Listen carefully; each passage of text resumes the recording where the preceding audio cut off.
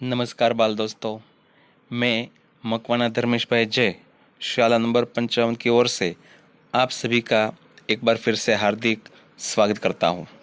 बाल दोस्तों, पिछले वीडियो में हमने हिंद देश के निवासी काव्य का गान एवं रसास्वाद प्राप्त किया।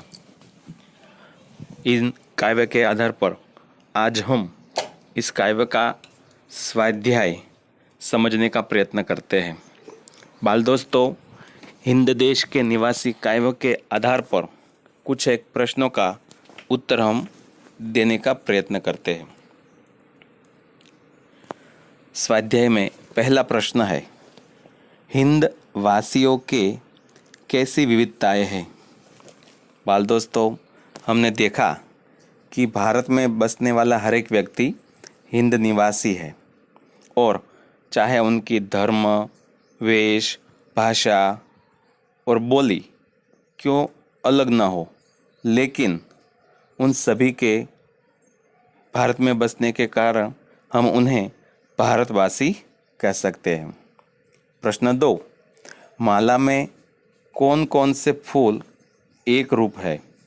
यानी कि हमने देखा कि भिन्न भिन्न प्रकार के फूल एक माला में गुथे हुए हैं, जिनमें मोगरा, चंपो, चमेली जैसे आदि फूल एक सूत्र में बंधे हुए हैं और इनके कारण ही हमारी विशेषता भिन्न है।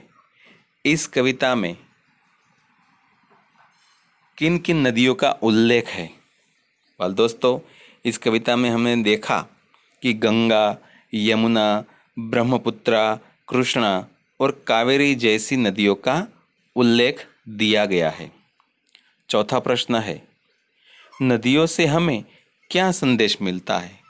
बाल दोस्तों, हम सब जानते हैं कि नदियाँ किसी न किसी स्थान से उत्पन्न होकर समुद्र में जाकर मिल जाती है। उसी प्रकार हमारे जीवन में भी बहुत से ऐसे धर्म, वेश, भाषा जैसे हमें दिखाई देते हैं, लेकिन उन सभी के एक अंतिम समय एक सूत्रता में बंधे हुए होते हैं। जिस प्रकार ब्रह्मपुत्रा, गंगा, यमुना, कावेरी आदि नदियाँ समुद्र में जाकर एक हो जाती है, उसी प्रकार हम भारतवासी भी हम सब एक रहकर जीवन यापन करते हैं। प्रश्न 2, कोष्टक में जो शब्द समानार्थी नहीं है उन पर घेरा कीजिए और समानार्थी शब्दों का वाक्य प्रयोग कीजिए। बाल दोस्तों, आपकी कॉपी में जो शब्द दिए गए हैं उनको ध्यान से देखिए। जिस प्रकार पंथ, राह, पैर और रास्ता शब्द दिए हैं, उनमें से कुछ एक शब्द समानार्थी है, जैसे कि पंथ, राह और रास्ता तीनों का एक ही अर्थ होता है कि रास्ता, राह और पंथ, लेकिन पैर शब्द उनमें से भिन्न है। पैर समानार्थी शब्द नहीं है। दूसरा, कुसुम, पुष्प, कांटा और फूल। बाल दोस्तों, इस कोष्टक में भी कुसुम, पुष्प और फूल तीनों का एक ही अर्थ होता है, यानी कि वे समानार्थी शब्द है। तीनों का एक ही अर्थ फूल होता है, लेकिन कांटा उनमें से भिन्न है, यानी कि हम कांटा शब्द पर गोलाकार करेंगे, घेरा करेंगे। तीसरे कोष्टक में आम, अनूठा, निराला और अनोखा शब्द दिया है। इन शब्दों में से हम आम शब्द पर गोलाकार करेंगे, घेरा करेंगे, क्योंकि निराला, अनोखा और अनूठा ये सभी शब्द समानार्थी शब्द है। अंतिम कोष्टक में जन, मनुष्य, मानव और स्त्री शब्द दिए गए हैं। उनमें से हम स्त्री शब्द पर घेरा करेंगे, क्योंकि मनुष्य, जन, मानव आदि शब्द समानार्थी शब्द है, लेकिन स्त्री शब्द उनमें से भिन्न पड़ता है, अलग पड़ता है। इस प्रकार हम स्वाध्याय के प्रश्न एवं समानार्थी शब्दों को याद रखने का प्रयत्न करेंगे। बाल दोस्तों, इस स्वाध्याय के साथ साथ हमें आगे आने वाले शब्दों को भी ध्यान से और समझने का प्रयत्न करना है। भाषा सज्जता के विभाग में यदि देखें तो यहाँ पर कुछ एक संवाद दिए गए हैं। उन संवाद को ध्यान से पढ़ने का प्रयत्न कीजिए। जैसे प्रियंका ने कहा, मीना आज तू चुपचाप क्यों बैठी है, मंदिर नहीं जाना? मीना ने कहा, नहीं, मेरा मन नहीं लगता। प्रियंका ने कहा, अरे हाँ, आजकल तुम बहुत खेल रही हो ना? मीना ने कहा, मैं क्रिकेटर बनना चाहती हूँ, पर मुझे खेलना रास नहीं आया। प्रियंका ने कहा, क्यों? मीना ने कहा, कल मैं मोहल्ले में खेल रही थी, तब गेंद ने सीमा मौसी के घर की खिड़की का कांच तोड़ दिया। उन्होंने माँ से शिकायत कर दी। प्रियंका ने कहा, ओ, अब समझी तेरी उदासी का राज। खेलते समय दूसरों का भी ख्याल रखना चाहिए। मीना ने कहा, आपकी बात बिल्कुल सच्ची है, अब मैं ध्यान रखूंगी। बाल दोस्तों, आपने इस संवाद को देखा। इस संवाद में बहुत से ऐसे शब्द हैं जिनको काली स्याही से गहरा बना दिया गया है। तो उन शब्दों को जैसे ही आप छांटते हैं, अलग करते हैं, तो कुछ एक व्याकरणिक बाबतों का ख्याल आता है। आपको क्या करना है, अब आप बताइए, उपर्युक्त संवाद में से व्यक्तिवाचक संज्ञाएं छांटकर लिखिए। बाल दोस्तों, व्यक्तिवाचक संज्ञा उनको कहते हैं जो किसी नाम के बदले प्रयुक्त की है, या फिर उन शब्दों को किसी व्यक्ति के साथ में प्रयुक्त किया जाता है। जैसे मैं, तुम, मुझे। इन संज्ञाओं को आप अलग करके इस रिक्त स्थान पर लिखेंगे।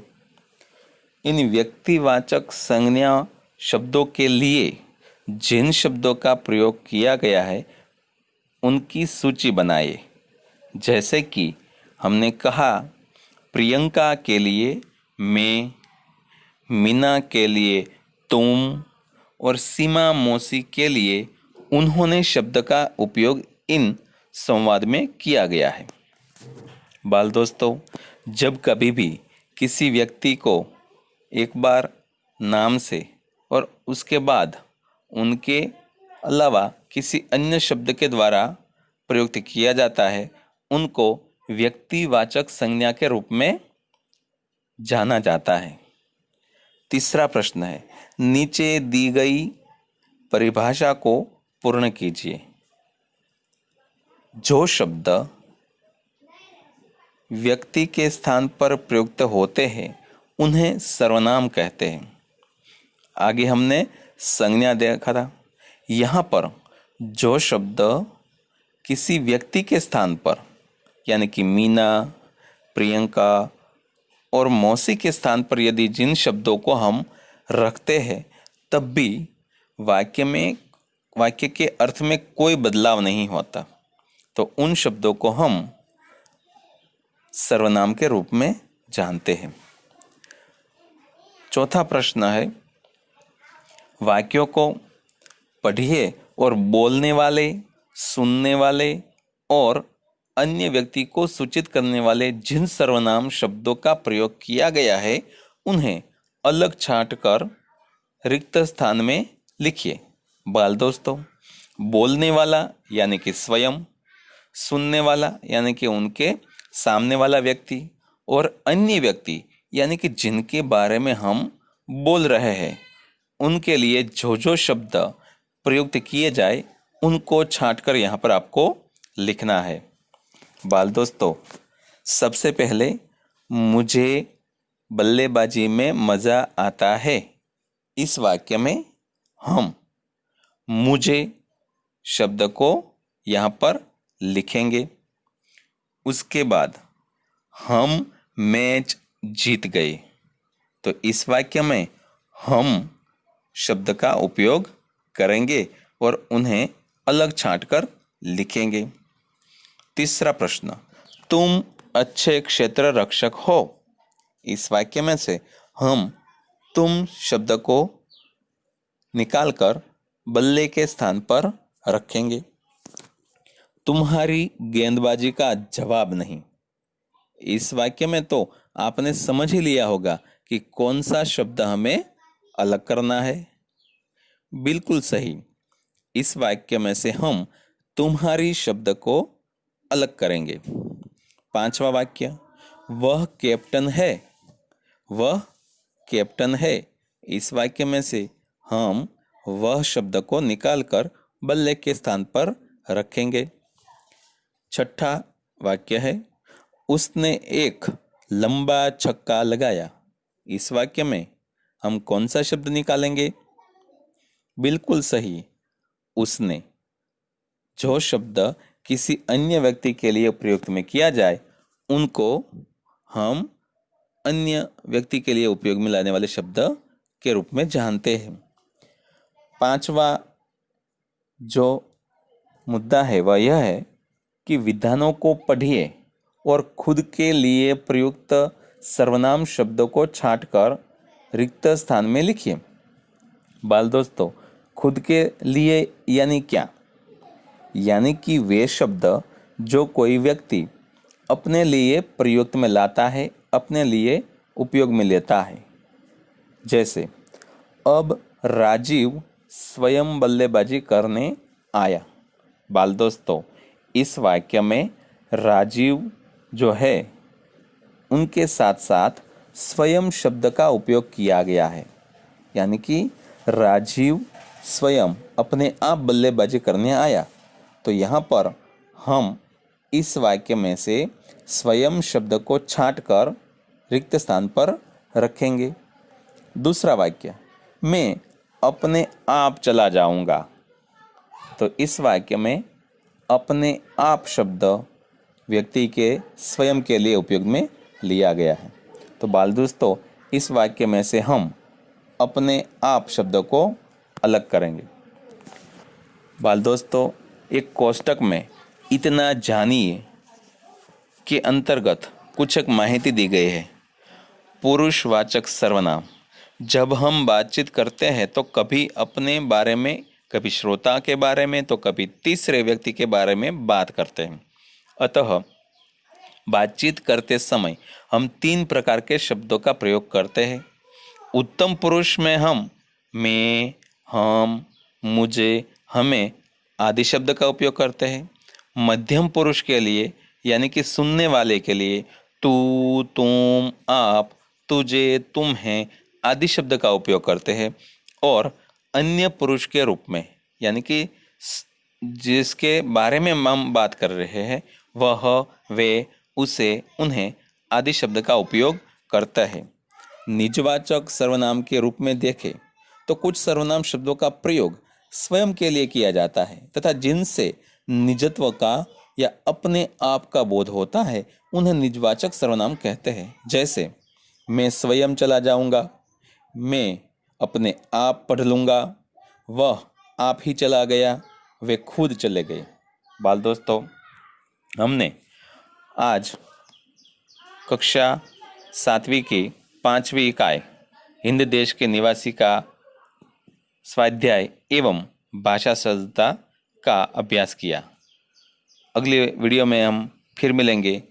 धन्यवाद।